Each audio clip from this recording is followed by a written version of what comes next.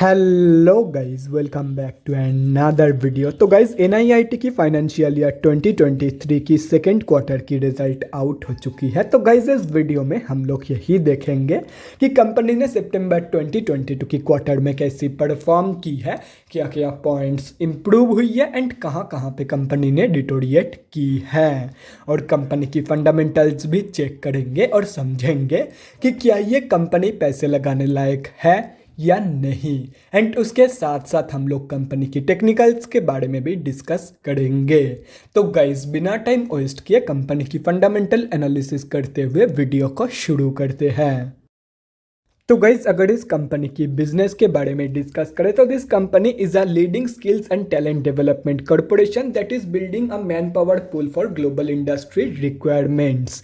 ये company both BSC and NSC में listed है। तो अभी अगर इस कंपनी की कुछ इंपॉर्टेंट फिगर्स के बारे में बात करें तो 3757 करोड़ की है कंपनी की मार्केट कैप, 17.6 की पी है, 16.5% है कंपनी की आरओसी एंड 13.4% है कंपनी की रिटर्न ऑन इक्विटी।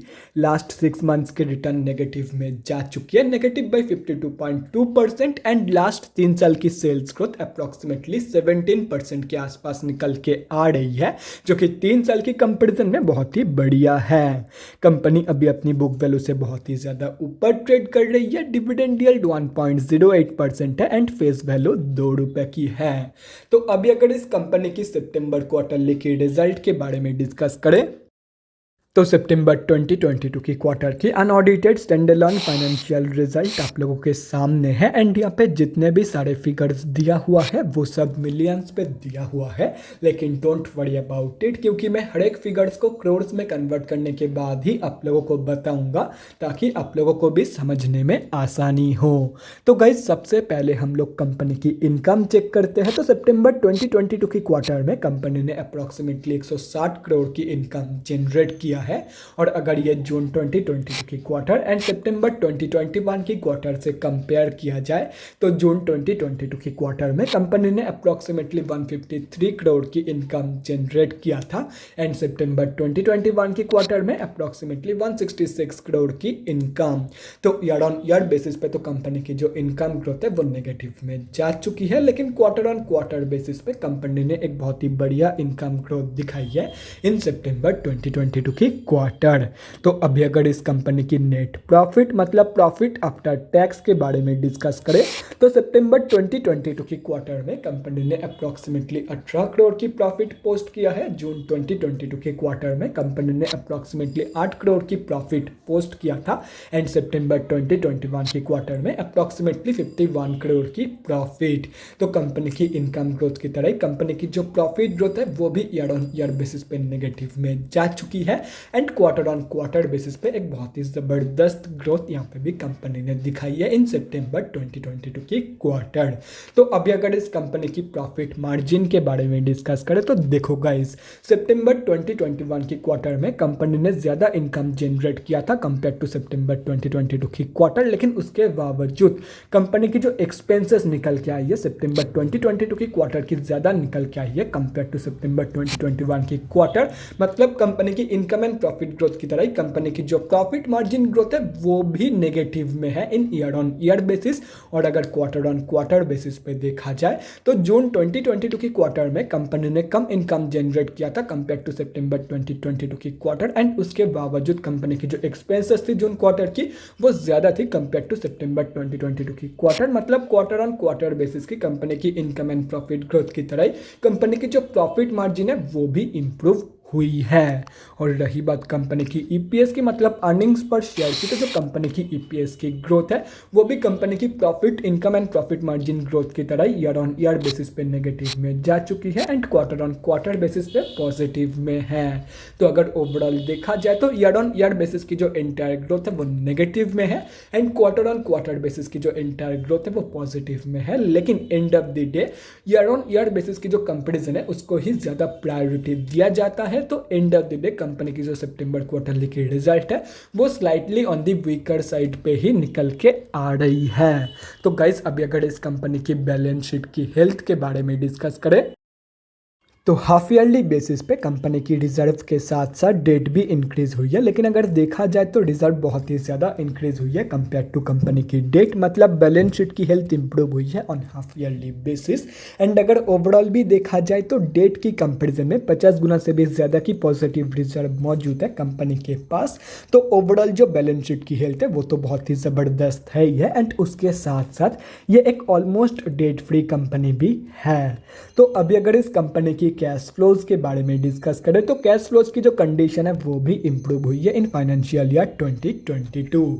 FY 2021 में कंपनी के पास पॉजिटिव 88 करोड़ की कैश फ्लोज मौजूद थी, जो कि अभी इंप्रूव होकर पॉजिटिव 131 करोड़ की हो चुकी है। तो ओवरऑल जो कैश फ्लोज की कंडीशन है वो बैलेंस शीट की तरह ही बहुत ही ज़बरदस्त निकल के आ रही है। और रही बात कंपनी की शेयर होल्डिंग पैटर्न की, तो गाइस सितंबर क्वार्टरली की शेयर होल्डिंग पैटर्न आप लोगों के सामने है। तो सितंबर की क्वार्टर में प्रमोटर्स एंड एफआईआईज ने सेलिंग करी है, गवर्नमेंट की होल्डिंग अनचेंज्ड है एंड डीआईआईज ने बाइंग करी है। एंड अगर पब्लिक में देखा जाए तो गाइस यहाँ पे आप लोग देख सकते हो कि पब्लिक में 3 बड़े रिटेलर की होल्डिंग है। एंड अगर ये तीनों कैलकुलेट करें तो इस कंपनी में हम अब जैसे छोटे मोटे रिटेलर की जो होल्डिंग है वो अप्रॉक्सीमेटली 24.46% के आसपास निकल के आ रही है। तो गाइस अभी कंक्लूजन पे आते हैं कि क्या आप लोगों को इस कंपनी में पैसा लगाना चाहिए या नहीं। तो देखो गाइस कंपनी फंडामेंटली स्टेबल है एंड कंपनी की जो सितंबर क्वार्टरली की रिजल्ट है वो slightly on the weaker side पे निकल के आई है। तो ऐसे में मैं आप लोगों को यही सजेस्ट करूंगा कि सिंपली अगर कंपनी के ऊपर भरोसा है तो ही इस कंपनी में शॉर्ट टर्म ट्रेड प्लानिंग करना, बाकी लॉन्ग टर्म के लिए डेफिनेटली आप लोग इस कंपनी में पोजीशन प्लानिंग कंसिडर करके चल सकते हो। तो गाइस अभी अगर इस कंपनी की टेक्निकल्स के बारे में डिस्कस करें तो यहाँ पे हम लोग आ चुके हैं NSE के डेली चार्ट पे। तो गाइस सबसे पहले हम लोग ये समझते हैं कि कंपनी में अभी चल के आ रहा है। तो गाइस कंपनी अभी अपनी 200 की मूविंग एवरेज से नीचे ट्रेड कर रही है, मतलब कंपनी अभी ऑफिशियली डाउन ट्रेंड में है।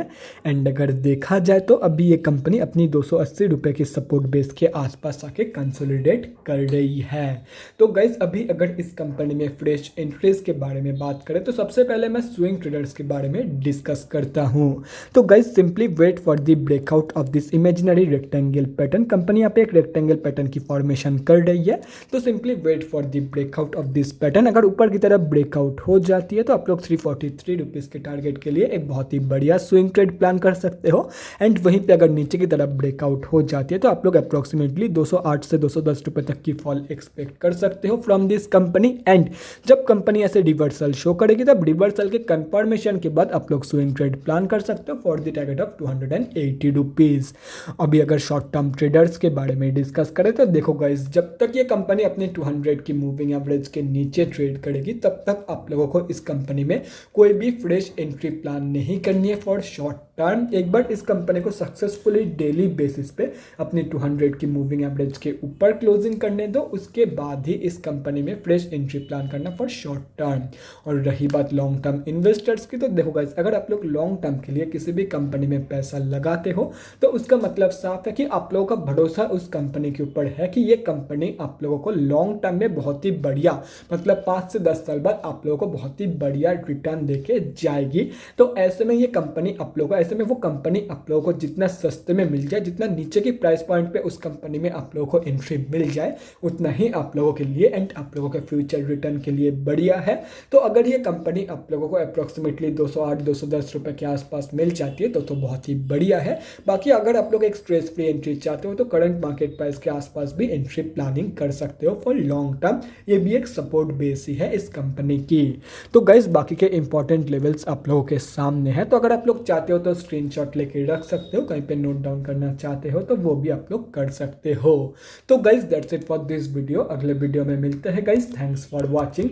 और गाइस अगर आप लोगों के मन में कोई भी डाउट या क्वेरी रहती है स्टॉक मार्केट या किसी भी स्टॉक से रिलेटेड तो कमेंट सेक्शन में कमेंट करके मुझसे पूछ सकते हो, या तो फिर मेरे इंस्टाग्राम का लिंक आप लोगों को डिस्क्रिप्शन बॉक्स में मिल जाएगा, जाके वहाँ पर भी मुझे DM कर सकते हो for an 1-on-1 conversation. Thanks again for watching guys, bye guys and definitely guys stay safe.